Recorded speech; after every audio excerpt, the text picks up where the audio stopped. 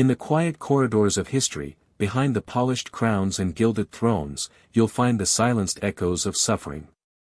These aren't the grand tales of battles won or kingdoms forged, but the intimate histories of pain, written on the human body itself. And in the shadowed halls of the Tudor court, one queen's story stands apart, a testament to the brutal collision of faith, duty, and despair. Her name was Catherine of Aragon, and her body would become the battleground for the very soul of England. In the end, after 24 years as Queen of England, she would die almost alone. Her titles were stripped, her only child was declared a bastard, and her body was ravaged by illness. When the embalmer opened her chest, he found her heart was black and withered, consumed by a strange and terrible growth. But this isn't just a story about an ending. It's a story about the agonizing space between prayer and silence. What happens when a queen's sacred duty to produce an heir becomes a public spectacle of suffering? This is the story of Catherine of Aragon, a woman whose body became a battleground for a kingdom, and whose unanswered prayers would tear a country in two. It's a Gothic tale of faith, medicine, and the haunting of a queen by the ghosts of her unborn children. Before the shadows fell, there was light. Born Catalina de Aragon y Castilla on a cold December night in 1485, she was the youngest child of Spain's legendary Catholic monarchs, Queen Isabella I of Castile and King Ferdinand II of Aragon. This was no ordinary princess. She was an infanta of a newly unified Spain, born from the fire and faith of the Reconquista. From her earliest days, she was a witness to history. She saw the surrender of Granada, the last Moorish stronghold, and she watched Christopher Columbus return from a world no one even knew existed. Her mother, Isabella, was a queen of formidable intellect and iron will, and she was determined that her daughters would be more than just titled pawns on Europe's chessboard. Catherine was given a classical education that could rival any prince's. Taught by the great humanist scholars of the age, she became fluent in Latin, French, and Greek, studying everything from theology and law to history and genealogy. But above all, she was steeped in a profound, unshakable Catholic faith. It wasn't just for show, it was the very architecture of her soul. She was destined for England. At just 3 years old, she was betrothed to Arthur, Prince of Wales, the eldest son of King Henry VII. This was a match of staggering importance, meant to forge an unbreakable alliance between the old power of Spain and the new Tudor dynasty. For 15 years, this promised defined her life. She was raised not just as a Spanish infanta, but as a future Queen of England. In 1501, at 15, she finally sailed from her homeland to a cold, damp island she had only ever read about. Her arrival was pure spectacle. She was exotic, the daughter of Titans, a living symbol of a golden future. Her marriage to the young Prince Arthur at St. Paul's Cathedral was a magnificent affair, a week of tournaments and parties that absolutely dazzled London. The newlyweds were then sent to Ludlow Castle on the Welsh border to begin their life together. And it's here that the first shadow falls. What happened in their marriage bed at Ludlow would become the single most scrutinized intimate moment in English history. Arthur, just 15 himself, was reportedly a frail and sickly boy. Catherine, for the rest of her life, would swear on her immortal soul that her marriage to Arthur was never consummated, that she came to her second marriage a true maid. But contemporary accounts give us a different story. Arthur is said to have bragged to his men the morning after their wedding, calling for a drink because he had been in the midst of Spain and it was thirsty work. Yet, Catherine's own confessor and ladies-in-waiting would later swear to the prince's poor health and the platonic nature of their life together. We can never know for sure. But what we do know is that just 5 months after it began, this brief, ambiguous union was shattered. A sickness, likely the terrifying sweating sickness, swept through Ludlow, and Arthur, the great hope of the Tudor dynasty, was dead. Suddenly, Catherine was a 16-year-old widow in a foreign land. Her grand destiny had vanished overnight. She was no longer the Princess of Wales, just a political inconvenience. Her father-in-law, Henry VII, didn't want to return her hefty dowry, and for 7 agonizing years, she lived in a state of limbo. A princess with no prince, a queen-in-waiting with no throne. For a time she was so poor she couldn't even pay her own servants, writing desperate letters home for money. Yet even then, her royal blood showed. She served for a time as the Spanish ambassador to the English court, the first woman in European history to hold such a post, which just goes to show how formidable that education from her mother truly was. She was patient. She was pious. And she prayed, waiting for God's plan to finally reveal itself. In 1509, fate, or as Catherine saw it, God, finally intervened. The shrewd, miserly Henry VII died, and his second son, the dashing, athletic, and charismatic 18-year-old Prince Henry, became King Henry VIII. One of his very first acts was to declare his intention to marry the woman he had been promised years before, the now 23-year-old Catherine of Aragon. For Henry, it was a chivalrous move that also happened to be politically brilliant. He fulfilled his father's treaty, secured the Spanish alliance, and got a bride who was admired across Europe for her intelligence and piety. But by all accounts, it was a love match, too. The young king was completely smitten with his serene, dignified Spanish queen. He admired her mind, trusted her judgment, and cherished her devotion. Their joint coronation on Midsummer's Day, 1509, was a spectacular event, with ecstatic crowds seeing them as the dawn of a new Camelot. Catherine blossomed. She was everything a queen was supposed to be, a patron of the arts and education, a model of piety, and a loving wife. But she was so much more. When Henry went on a military campaign in France in 1513, he left Catherine in charge, naming her queen regent and governor of the realm. It was a position of immense power, and Catherine proved more than ready for the challenge. While Henry was away, England's old enemy, Scotland, saw an opportunity and invaded from the north. This was Catherine's moment to channel her mother, Isabella the warrior queen. She took personal command of the nation's defense, organizing troops, managing supplies, and rallying the nobility. Though she was heavily pregnant, she rode in armor to address the English armies as they marched north, her words stirring their courage. The result was the Battle of Flodden, one of the most decisive and bloody victories in English history. The Scottish army was annihilated, and their king, James IV, who was also Henry's brother-in-law, was killed on the field. Catherine, relishing the victory, wrote to Henry in France. She sent him the blood-soaked coat of the dead Scottish king to use as a battle banner, adding cheekily that she had wanted to send the embalmed body itself, but that the Englishmen's hearts would not suffer it. She had proven herself a capable, formidable ruler. She was beloved by the people and adored by her husband. She had given him a stunning victory in war. Now, all she had to do was give him a son. The Golden Age was in full bloom, and there was no reason to think that God would withhold this final, crucial blessing. For the Tudors, succession wasn't just a political concern, it was an existential terror. Henry VIII's father had clawed his way to the throne in battle, ending the bloody Wars of the Roses. The Tudor claim was still new, and to many, it felt fragile. A strong male heir was the only guarantee of stability. Without one, the kingdom could easily slide back into the civil war that had haunted the last century. The queen's womb, therefore, was not her own. It was an asset of the state, public property.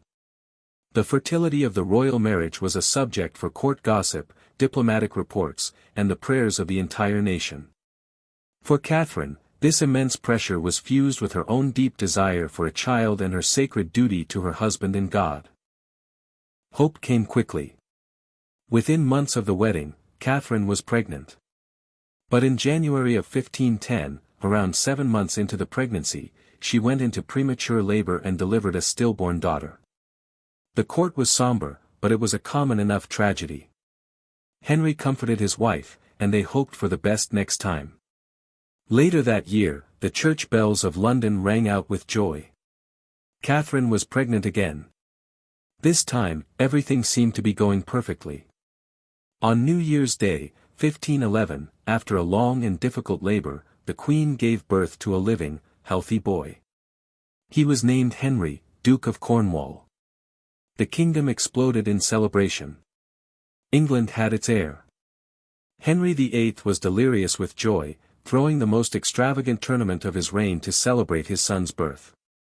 The message was clear for all to see: here was the father, the warrior king, presenting his son, the future of the dynasty, to a grateful nation. Little Prince Hal was the center of this glittering, hopeful universe. And then, just as quickly as the hope arrived, it was snuffed out. 52 days after he was born, the little prince suddenly died. We don't know the cause, some infant sickness that swept him away before anyone understood what was happening.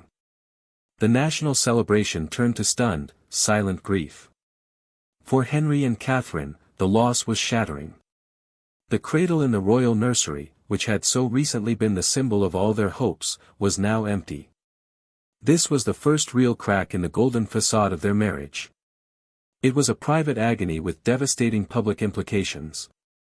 And in the Tudor world, a tragedy this big couldn't just be bad luck. It had to mean something. The court physicians, with their theories about humors and malign vapors, were no help. So, people turned to the other great power that explained their world, God. Was this a test? Or was it a punishment? The whispers began to spread. Perhaps there was some hidden sin, some displeasure in the eyes of the Almighty, that was cursing the Queen's womb. For Catherine, a woman whose entire identity was built on her faith, this idea was a special kind of torture. The failure of her body was becoming inseparable from the state of her soul. She threw herself into even more fervent prayer, fasting, and piety, begging God to look on her with favor and grant her a son who would live. She was fighting not just for the future of England, but for a sign that she hadn't been abandoned by her Creator. The battle inside her own body had begun. The years that followed were a harrowing cycle of pregnancy and loss, playing out on the public stage of the Tudor court. Catherine's body became a site of intense scrutiny and desperate hope, a crucible where faith, superstition, and primitive medicine all met. In 1513, the same year as her great victory at Flodden, she gave birth to another son, but he was either stillborn or died moments after birth. In 1514, another pregnancy was announced, only to end with another stillborn boy. With each loss, the pressure grew, and the whispers at court grew louder. The king, while still outwardly affectionate, was becoming more and more anxious. His dynasty depended on a son, and his wife, for all her virtues, just wasn't providing one. Catherine's life became consumed by the search for a healthy baby. She was surrounded by physicians who, working at the very edge of their understanding, prescribed all sorts of treatments. Tudor medicine was a world of humors: blood, phlegm, yellow bile, and black bile, and good health depended on keeping them perfectly balanced. A womb that couldn't carry a child was thought to be too cold, too dry, or corrupted by some humoral imbalance. The so-called cures were invasive and often bizarre. She drank strange herbal tonics, followed strict diets, and submitted to bleedings, a common practice meant to purge bad humors, but which in reality only weakened the patient. Desperate, Catherine submitted to it all. Her religious devotion, once her greatest strength, now took on an almost self-punishing quality.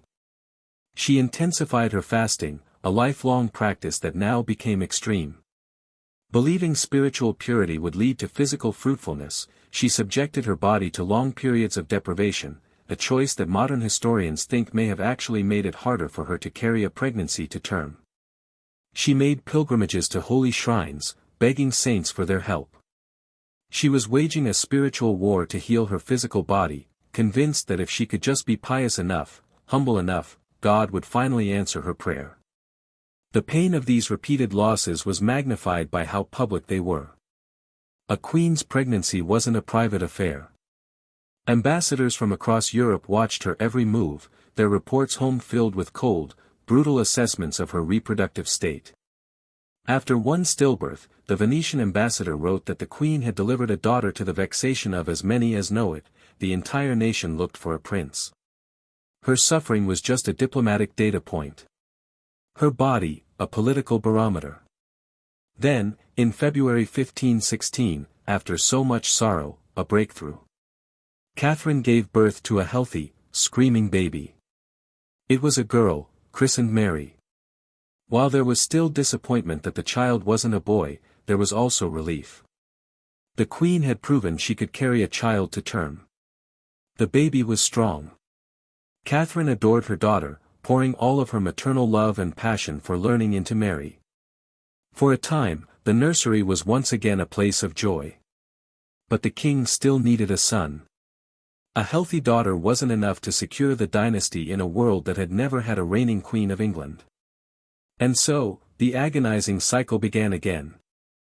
In 1518, Catherine endured what would be her final pregnancy. She was now in her early 30s, and the physical and emotional toll of the past decade was etched on her face.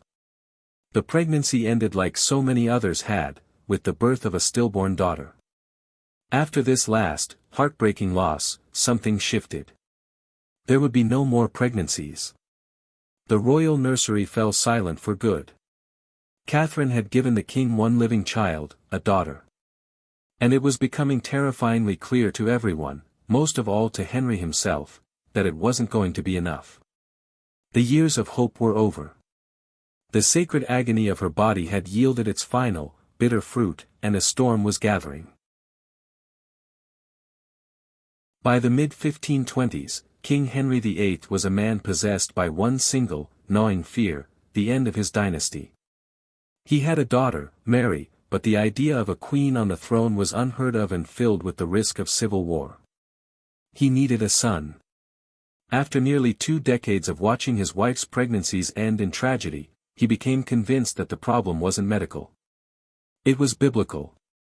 His eyes, and the eyes of his theologians, fell upon a chilling passage in the book of Leviticus: "If a man shall take his brother's wife, it is an unclean thing, he shall be childless."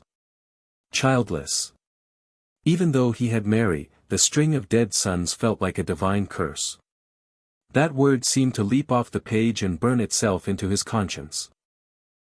The special permission he'd gotten from the Pope to marry Catherine, which had felt so solid all those years ago, now seemed like a flimsy shield against the wrath of God. He, King Henry, had sinned, and God, in turn, had denied him a male heir. This great matter, this scruple of conscience, started as a whisper in the king's mind, but it would soon grow into a roar that would shake all of Europe. The king's troubled conscience soon found a focus, and a new hope, in the form of another woman, Anne Boleyn. The sister of one of his former mistresses, and was different. She wasn't the quiet, obedient type Henry was used to. Having grown up in the sophisticated courts of France, she was captivating, witty, and fiercely intelligent. She was stylish, ambitious, and she absolutely refused to become the king's mistress. If Henry wanted her, he'd have to make her his queen. Anne's arrival at court was like a cruel mirror held up to Catherine. Where Catherine was now in her 40s, her body worn from years of difficult pregnancies, and was in the vibrant bloom of youth, her very presence a promise of fertility. Where Catherine was devout, traditional, and unyieldingly Spanish, and was a religious reformer, French-influenced, and thoroughly English. She represented everything new, while Catherine was starting to look like a relic of a failed past. Catherine had to watch as the king's obsession with Anne grew. She saw the gifts, the secret meetings, the public displays of affection. It was a profound humiliation, but Catherine's resolve was forged in fire. She was the daughter of Isabella and Ferdinand. She was the anointed Queen of England. Her marriage had been blessed by the Pope and had stood for nearly 20 years. In her mind, it was valid, unbreakable, and eternal. When Henry first came to her, gently at first, suggesting that maybe they had been living in sin and should separate for the good of their souls, she was horrified. She would not move. She refused to retreat to a nunnery. She refused to accept that her marriage was a fraud and that her only child was a bastard. Her deep faith, once a tool for seeking God's favor, now became her shield and her weapon. She would not betray her vows, her daughter, or her God. She still believed in Henry's fundamental goodness. She thought his scruple was just a delusion, planted in his mind by ambitious men and the temptation of a younger woman. She had been his true and faithful wife. She had given him a child. She had governed his kingdom. Her conscience was clear. But she tragically underestimated the force of her husband's will when it was combined with the power of his crown and the desperation of his ambition. The private crisis of the royal bedroom was about to explode into a revolution.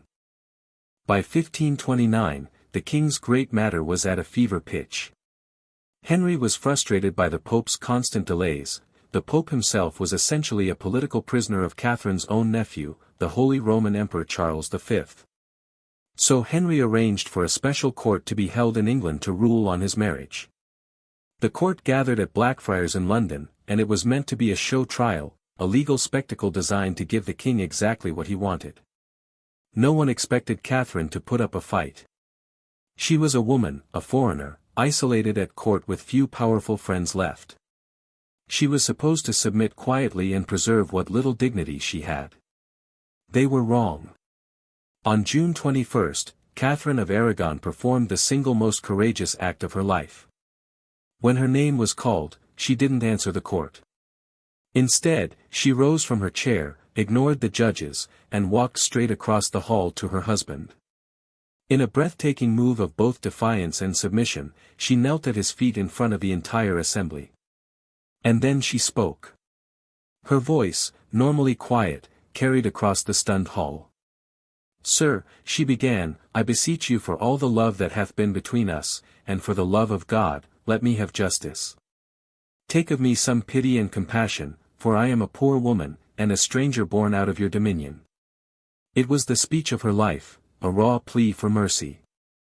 She reminded him of her loyalty, her obedience, her unwavering love. "I have been to you a true, humble and obedient wife," she declared, "ever conformable to your will and pleasure. I loved all those whom ye loved only for your sake." She spoke to the heart of the matter, the tragedies that had led them there.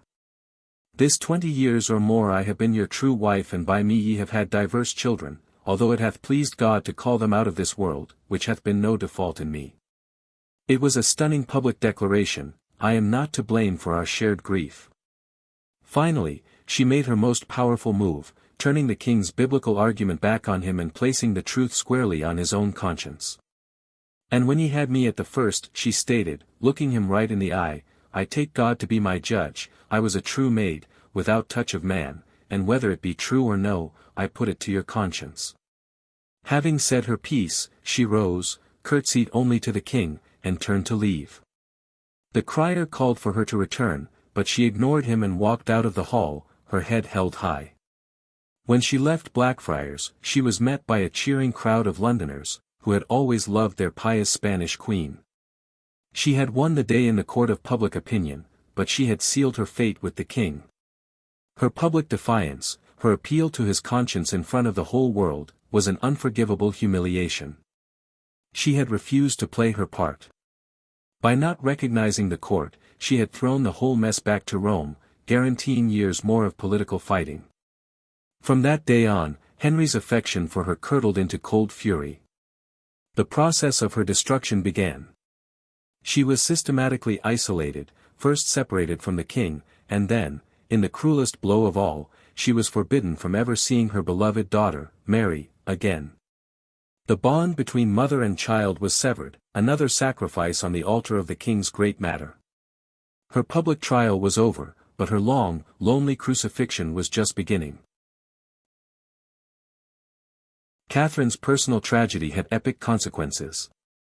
Her refusal to step aside, a decision rooted in her unshakable faith, forced Henry to break England away from the Church of Rome. This act unleashed the English Reformation and changed the course of Western civilization. She was a daughter of kings, a ruler, and a woman of deep resilience. Yet, she was ultimately judged on one biological function, her ability to produce a male heir. Her failure in that single duty, a failure that was likely not even her own, brought down her world and tore a kingdom apart.